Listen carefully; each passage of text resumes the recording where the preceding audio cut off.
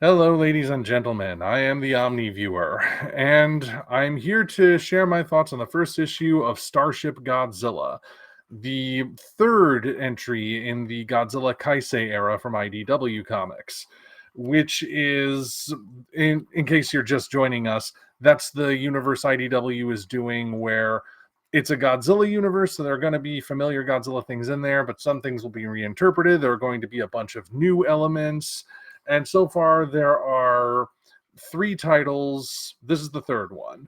The other two are one simply called Godzilla, even though it should be called Godzilla G-Force, and there's Godzilla Escape the Dead Zone. Now, so far as I've done the first issues of each entry in the Kaisei era, I haven't been the most impressed. I felt like the Godzilla series, the one that's just called Godzilla, and well, first of all, I am sick of having to constantly specify that. I really wish it had had a different title of some sort.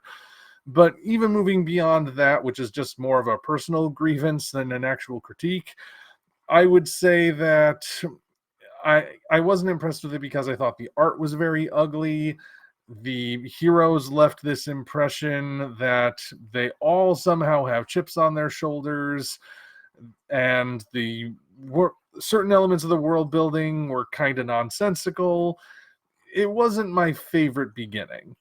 Godzilla Escape the Dead Zone was a little bit better, interesting premise, not entirely sure what it has to do with Godzilla, and similar deal can be said for the first series as well. Keep that in mind for later. Now, all three of these series were previewed in the Free Comic Book Day sampler Godzilla the New Heroes, and when I looked at that, I thought that Starship Godzilla seemed like it might be the best of the three. Having read the first issue, here are my thoughts. So, in terms of plot, it's pretty easy to summarize. The first issue of Starship Godzilla, entitled Comet Salt, is a very, very, very streamlined version of Ridley Scott's Alien. That it really is the easiest way to summarize it. You have the crew of a starship. They go to a location. They find eggs there. One of those eggs hatches. A creature is loose on the ship. The characters have to go and find it. The main character is female. It's Ridley Scott's Alien. Really. Now, that's not to say it's just a total ripoff, mind you. It does have certain areas where it deviates, particularly in how the baby kaiju that escapes doesn't hurt or kill anyone. It turns out to be completely harmless. And in case you're wondering, no, it's not a familiar kaiju. It's actually an original creature of some sort. And also, there's the fact that there are other aliens around. The makeup of the crew of the mechagodzilla starship, and that's another detail, of course. Mechagodzilla is the ship, but the crew is kind of Star Trek-like, where it's a mix of different people and aliens. Speaking of which, the main characters, like the main trio of this book, have a certain dynamic that will also be very familiar if you've seen the original Star Trek series. So you know the original Star Trek's most iconic trio, right? Where you have the Kirk, Spock, Bones dynamic, where Spock is cold, hard logic, Bones is very emotional, Kirk is in the middle, and he has to find where the middle ground is between those two extremes. It's not quite id, ego, super ego, but I think the inspiration at least was there. So that's a very clear dynamic that defined Star Trek. You see something similar in Starship Godzilla, where you have Aeon in the role of the emotional one. You have an alien character named Leaf in the role of the more stoic kind of character, and you have a captain who's in the middle ground. But it's not exactly the same as that Star Trek dynamic. For example, Leaf isn't so much logical as he is just straightforward, no nonsense. Aeon is considered 100% right. There's no middle ground. She was just right. And in the final page of the comic, we learn the captain isn't exactly trustworthy, and it has sort of a sinister side to him.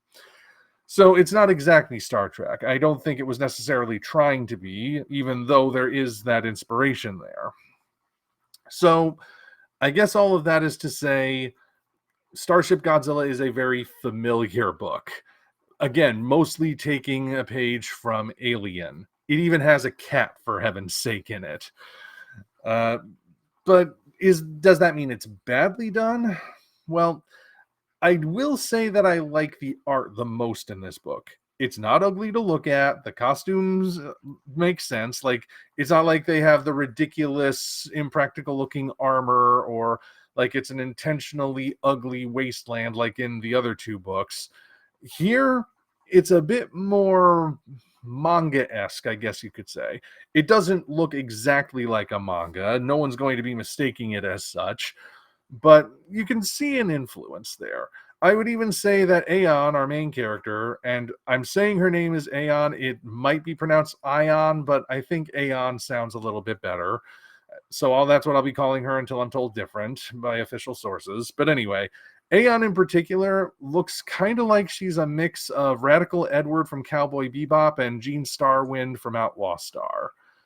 So, clear influence there. And unlike in the other two books, none of the characters completely rubs me the wrong way just yet. Although I can still see how things could go wrong. Like I said, Aeon's suspicion that the baby kaiju that's running loose on the ship isn't dangerous and just needs to be found and kept safe and not be killed, she turns out to be 100% right. No nuance, no real argument. I mean, the other characters try to argue, but they're wrong. Now, for one issue where that happens, that's just its own thing. If it keeps happening, it could be more of a problem.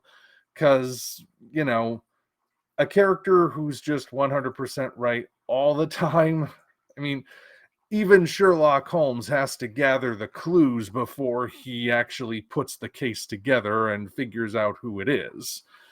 So, yeah, I can see how it could fall apart. I don't necessarily think it's falling apart already, but the fact that I can see where a crack can form is still a little concerning.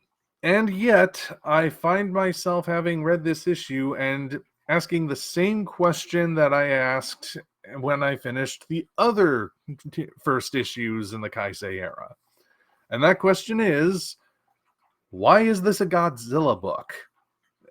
Again, like, the pattern I've seen with the first issues in the Kaisei era is that there doesn't seem to be very much that necessitates Godzilla actually being a presence there. Well, it could just as easily be a general kaiju book, for example. Starship Godzilla doesn't even necessarily need to be about kaiju because it's out in space. Everything is alien out there. Now, with this particular book, I can say there are two things that do link it to the Godzilla universe.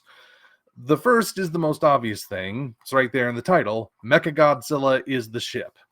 Specifically, it seems to be based on the Kiryu design, based on the head, as far as I can tell, and the ports that look kind of like Kiryu's shoulder cannons. But it generally just Mechagodzilla is the ship. That's the basic idea. That's the first thing that really connects it. The second connection is that there are possibly two familiar alien species. One I can say with absolute certainty. The character of Leaf that I mentioned. He is a primate kind of character with jet black fur and lime green skin. That makes him a simian from the first two Showa Mechagodzilla movies. Kind of appropriate, he would be aboard a Mechagodzilla starship in that case. And that marks the first time we've seen them in quite a while. I think their last official appearance, at least as far as I've seen, was in the Godzilla Legends issue based on Titanosaurus. Although maybe there was an issue of Rivals since then. I don't know. I haven't bothered with Rivals. That series really didn't work out for me. But anyway, I can at least confirm he's one of the Godzilla aliens we would be familiar with. There's also this guy who shows up who is clearly an insectoid alien. He might be a giant cockroach. If he is, that means he's a Nebula M space hunter, but I honestly can't tell. Maybe he is a cockroach, or maybe he's a completely different kind of bug. So I can only confirm one alien as absolutely definite. The other one is only maybe. So those are the only two things that connect this story to anything having to do with Godzilla, but they're kind of superficial connections when you get right down to it. The two alien characters, again, I can only confirm one of them as being a familiar Godzilla alien species, and the roles they play in the story don't really necessitate them being those kinds of aliens, at least not yet. And a similar case can be made about Starship Mechagodzilla, because sure, he's the ship, but on the other hand, he's just a ship. It's not like he has an AI or anything. In this issue, he really does serve the same function as something like the Starship Enterprise or the Millennium Falcon, where there's nothing specifically about him that makes him Mechagodzilla. For all the difference that it makes, he could just as easily look like Arnold Schwarzenegger riding a hippopotamus, and the story would be exactly the same. So again, why is this series specifically a Godzilla series? From what I've seen and heard, the second issues of the other two Kaisei era comics are where the Godzilla connections get a bit stronger. And if that's true, okay, but at the same time, why wait until the second issue? The first issue is where you're supposed to set the standard. So why wait? Why not make the connection right away? I don't know. It just seems like it's a weird pattern with this universe at this point. Which leads me to wonder if it was really supposed to be a Godzilla-related thing in the first place. To really emphasize why I'm talking about how the connection to Godzilla should matter, on the day I got Starship Godzilla, I actually did an impulse buy and got another first issue of a comic, The Last Day of H.P. Lovecraft from Boom. I did not know this was a thing. I just walked in, and as I was scanning the racks, I saw, oh, this looks interesting. Flipped through it, and I was like, yeah, this looks pretty good. I'll probably check that out. And I don't want to give too much away, but here's the basic idea. As implied by the title, it's the last day that Lovecraft is alive. He is in a hospital. He is succumbing to all of his ailments. He's dying, and he has one visitor. That man is named Randolph Carter, which he says is just a coincidence, and that he's not really familiar with any of Lovecraft's work, even though he keeps quoting the author's words back to him. And he has something important to talk to the author about, something involving Pluto.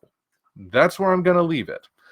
Now, the reason I'm bringing this up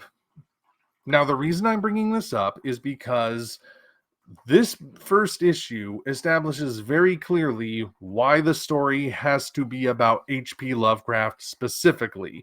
Lovecraft's presence is not just an excuse. It's not just window dressing. They didn't just throw him in there in order to get attention.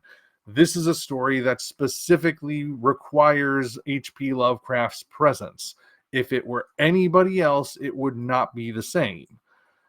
That's a good first issue right there. For the first issues of every entry in the Kaisei era to not emphasize any sort of serious connection with Godzilla, even though Godzilla is not only the main drawing point, but even the name that is in each and every title, again, that raises questions. That raises the question of, why is it Godzilla if Godzilla doesn't really feel like he's that important to it? Yeah, I'm not entirely sure how the Kaisei era is going to turn out, folks. Although I did like Starship Godzilla the most of the three titles that are already out there. Even then, though, I can only just call it okay. So I guess we'll see what happens next, if anything happens next. There haven't been any other titles announced as far as I can tell, but Maybe they're just waiting to see how these first 3 go. Anyway, I've covered all 3 series at this point, at least their first issues. And it's on to whatever comes next, I suppose. Until such time as we meet again, this is the Omni Viewer signing off.